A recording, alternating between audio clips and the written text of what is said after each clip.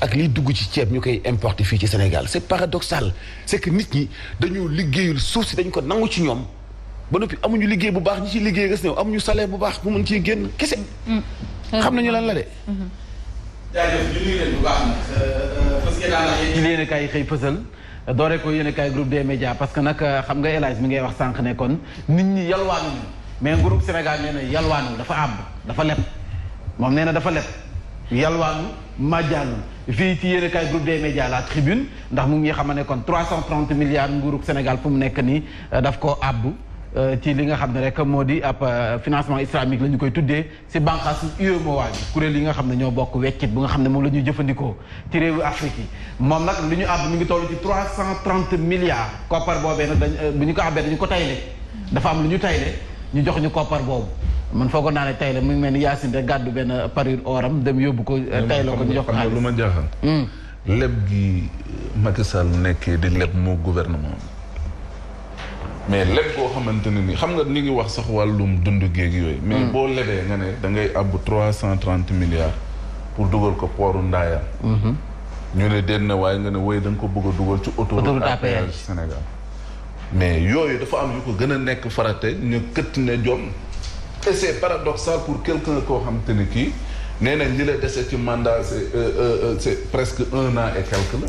nga topp di lépp jëmale suba après léegi kii ñëw ki moom xanaa moom day ci ay fayu bor mais nag président Macky Sall dañ ko teg pour muy réaliser donc pour réaliser lépp léegi am na 330 milliards chaque jour ñu dégg waa léegi moom dina def xaaral levé na ay fonds nangam milliards non léegi am na xaalis bu mu génn pour envoyer ko nit ñi via transfert léegi lu tax mais léegi mu àbb xaalis mu tayle xaalis mu tayle paradoxal nga ne ko nag via 8 transfert waaw via lan 8 transfert non dama ne via kii laa doon 8 transfert ah 8 transfert laa fi ne xam nga kan transfert mooy ban xeetu transfert moom damaa xëddul xam nga kan laa yërëm ku nar a doon réewu Sénégal ak ku doon Sénégal doon na ay borom léegi Sénégal booy waaw waxuma 8 transfert banque islamique wax naa kawteef di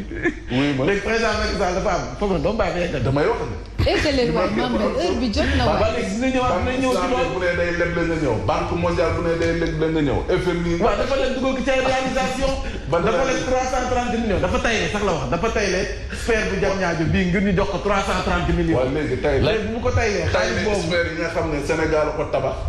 foofa nag bàyyi ma yeggal. tey nag fu am lan pour dafa tayle sphère bu jam ñaajo boobu suñu tabax yi nekk jam ñaajo. waaw foofu yi nekkoon ñu def koy tabax. waaw la jël ñu abal ko 330 millions. mu ngi ko abbee ci néew milliards 330 millions. pour ñu def léegi lañ ko abal. waaw léegi xaalis boobu. pour mu financer autoroute à péage bi liggéey bi continuer. di jëm fan. day continuer nga autoroute à péage. ba noppi ak port bu Ndayane gi nga xam ne ñaari réalisation yooyu yëpp bu demee ba pare. port bu Ndayane bu foog ni partenaire bi ci gën a rëy mooy waa Dubaï. vraiment. en tout cas koppar boobu nee na fa lañ koy dugal léegi après dañ ko mu di opération bu mag boo xam ne nee nañ bu leen ci sous région bi ayca ñu dem ba tey ci. foofa na bàyyil état tamit mu àbb fii réew yëpp ay àbb état àbb na. waaw baax na. léegi ñu jàll ci. quatre say sama xaalis kay wax nga dëgg nag de bor boobu man ci ñi war a fay si laa bokk de léegi ñeenti sages-femmes yi nga xam ne nii dañu leen doon àtte ni ki démb ci procès bi démb loon ubbi ñu renvoyé ko ndax xam ngeen ne kon ñoom foofu la ñuy korité ñoom ñeenti sages-femmes yooyu ndax nag demande de liberté provisoire bi ñu doon sàkku kenn mujju leen ko nangul donc ñoom fa la ñuy des si kaso ba foofu la ñuy passé korité bi ndax xam ngeen ne it Yewwi Askan Wi dafa mel ni fu mu nekk nii si tas la gën a jege de du samay kàddu nag yéen kaay groupe des médias moo ko wax nee nañ Yewwi fu mu nekk nii au bord de l'implosion dañuy waaj a tas li koy bëgg tas nag du lenn lu kan la ñuy tànn ngir mu nekk tête de liste départementale bu PASTEF. loolu bu PASTEF. bu fan. tête de liste départementale bi lañ jox. bu PASTEF te ne bu diwaanu Dakar. donc yéen kaay bi nee na loolu ci boppam. abal ma yéen kaay la tribune. léegi moo wax leen tête de liste départementale PASTEF ci Yewwi Askan Wi. mais biir Yewwi Askan Wi xam nga xëccoo bi day bari boobaa. kay tasul ab coalition nag. abal ma xool. kon ñu ko ñu xool. Yewwi Askan Wi voilà à quelques encablures des législatives de juillet les partis et mouvements politiques s'attellent à nouer des alliances pour avoir un maximum de députés à l'Assemblée nationale. Mais parmi les coalitions en liste Yewwi Askan Wi est celle qui est la plus gravement menacée d'implosion. foofu nee nañ fu mu nekk Yewwi Askan Wi li leen di yoot mooy tas. C'est le cas notamment à Saint-Louis où des membres de la coordination du parti des patriotes africains de Saint-Louis donc pour le travail et l'éthique et la fraternité sont contre la décision de la commission nationale d'investiture sur la désignation de la tête de liste départementale de PASTEF pour le compte de la coalition Yewwi Askan Wi. Donc foofu sa Saint-Louis waa Yewwi dañoo tànn ku nga xam ne ni ñoom bëgguñu kooku. te Pastef la bokk. ñoom bëgguñu kooku loolu moo tax ñu ne nag foofu noonu Sadar boo maytu si tas la jëm yee parce que léegi leer na léegi cas bi leer na libération de Cheikh Oumar Diagne fu mu nekk nee nañu démb si marché bi ñu doon def leeragul kay c'est-à-dire c'est un titre boo xamee ni bon non titre bi dañuy junj boo bindee Yewwi au bord de l'implosion dindil Yewwi nga def Benno au bord de l'implosion dindil Benno nga def gëm sa bopp au bord de l'implosion gis nga investiture ci lu jëm ci élection législative amul benn coalition parti ba ci bu mujj génn nii boo ki dem xaw ma démb nii boo xamee ni ça va se passer de manière très nette et très calme sans que kenn bañ a am coow implosion moom si ñoom ñëppay xëccoo c'est valable pour tout le monde mais xam nga man dama yem ci la tribune li mu wax la tribune dafa bind Yewwi ma yem ci Yewwi bu fekkoon dafa bind Benno ma wax Benno gëm sa bopp ma wax gëm sa bopp voilà le témoin moom li mu bindul lenn lu dul ay audio histoire audio nee na yàgg na ci réew mi ndekete de audio yi du Adji Sarr kese de audio yi ndekete mi ngi doore ca yéen a ngi fàttaliku chantier yu Thiès ya Ndaamal Kajoor biñ ko fi naree fungaat jot naa dugg sax de nee na bi coow li naree bari moi et lui waaw bi coow li naree bari ay audio rek la sànni yenn presse yëpp reprendre ko nee na audio yàgg na ci Sénégal bi audio yi buñ foog ne lu bees la de ba nit ñi commencé tiit audio yàgg na comme nag Ndaamal Kajoor moo mën a tas ay audio partagé leen ko kon nag keneen kuñ fi audio bu mu la bett ba tey yéen a kaay groupe des médias yéen a kaay le témoin dafa ñëw ci wàllum législative yi Abdoulaye Daouda Diallo sa Podor jot naa collecté lu toll ci 73 000 ci ay parrain maanaam signature yi nga xam ne jamono ji moom moo leen teree nelaw le vrai journal Parti démocratique sénégalais et la candidature en 2024 nee nañ Karim à tout prix donc nag li mu leen jaral na leen ko bu yeboo ñu xam ne Karim Meïssa Wade moom dana wàcc fii rek te dina bokk ci législative yi kalaanaan naam nag na fa ba booba fa dëgg neex yàlla kalaanaan naam na fa nee na ñëw à tout prix donc candidature bu à 2024 donc ñoom seen candidat kenn la muy Karim Meïssa Wade dina bokk ci élection yi ñoom loolu la ñu à tout prix en tout cas kalaanaan naam na fa nag nekk feene di envoyé audio ak yooyu te nga war a mën a ñëw war dana yomb de xeexal leen ma ndax ma ñëw yónneetul sax audio fu mu nekk nii moom pourtant mën naa pour ndoolu ci audio yi def fu mu nekk comme audio dafa xew. da ko yónnee audio mu bàyyi yónnee audio. day woote fu mu nekk nii bàyyi na audio bi. waaw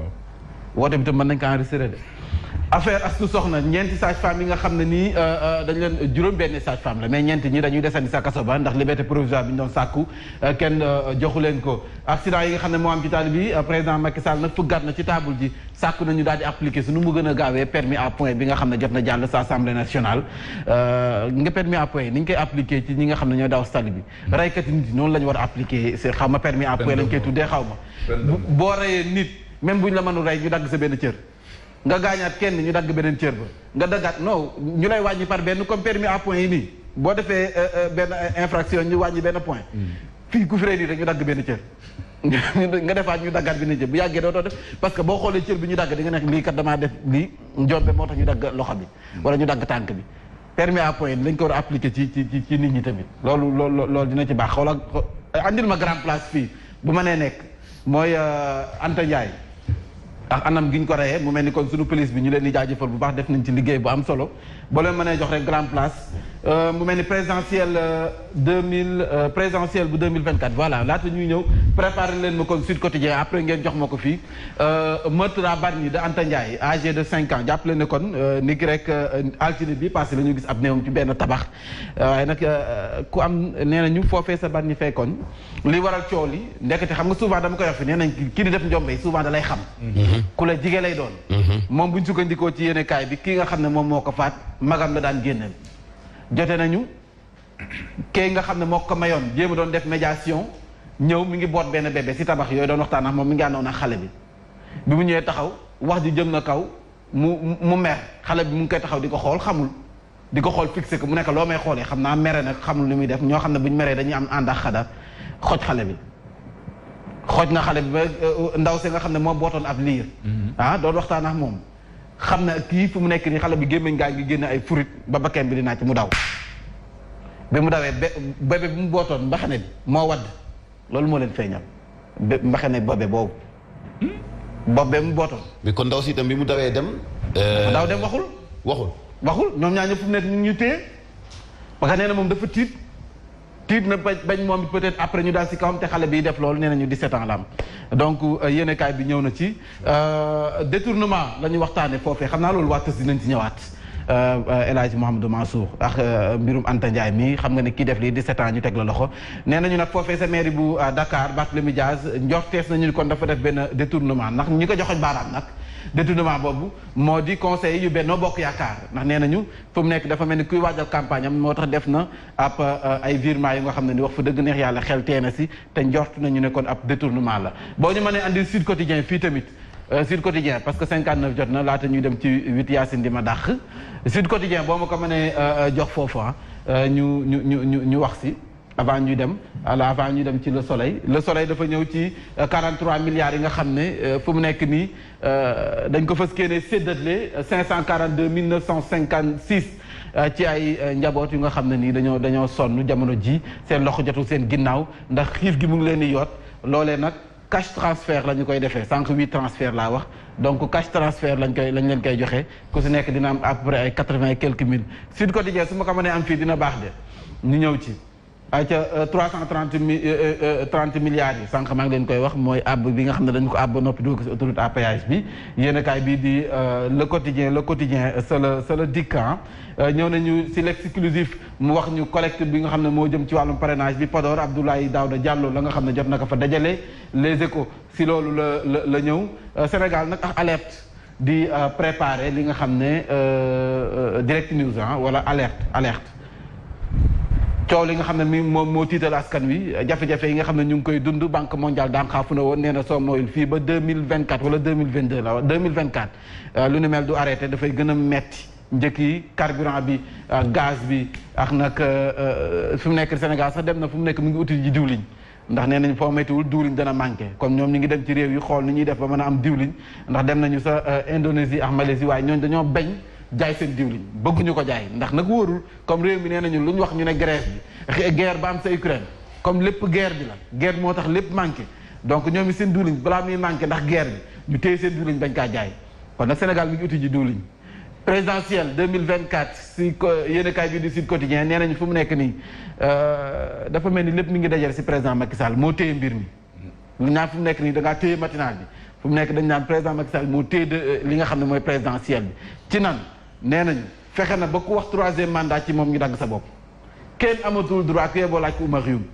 kenn amatul wax droit wala sax kenn mënatul wax ci 3e mandat bi tam nekk seen biir benn ñaar ñi nga xam ne jàpp nañu ni kon